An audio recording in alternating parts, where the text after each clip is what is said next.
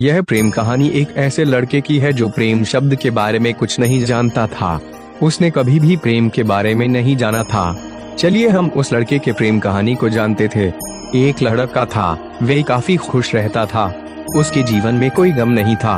अभी उसकी पढ़ाई खत्म नहीं हुई थी। हम आपको बता दें कि वह लड़का पढ़ने में बहुत तेज था। उससे हर टीचर खुश रहते थे।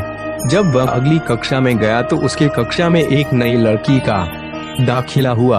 वह लड़की पढ़ने में काफी सही थी। यह लड़का मन का काफी साफ था।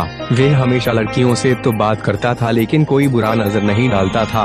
अब नई लड़की उस लड़के की कक्षा में आई थी। पहले तो इन दोनों में कोई बात नहीं होती थी, लेकिन वह कहते हैं न कि नियति जो चाहे वह कर सकती है। कुछ समय बाद ही पढ़ाई से जुड़ी काम के लिए बातें शुरू होने लगी।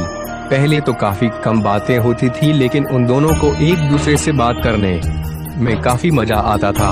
वह अब बहुत सी बातें करने लगे। उन्हें अब धीरे धीरे प्रेम भी होने लगा, लेकिन उन्हें इसका पता नहीं चला। लड़की तो बहुत जल्द समझ गई कि उसे प्रेम हो गया है। वह लड़के के साथ रहने के लिए तैयार हो गई, लेकिन लड़के को कुछ भी नहीं पता था। वह बस इसको दोस्ती ही समझता था। समय निकलता गया। अब पढ़ाई खत्म होने को थी।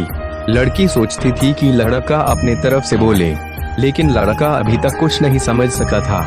आखिर लड़की ने ही यह बात उसके दोस्तों से कही।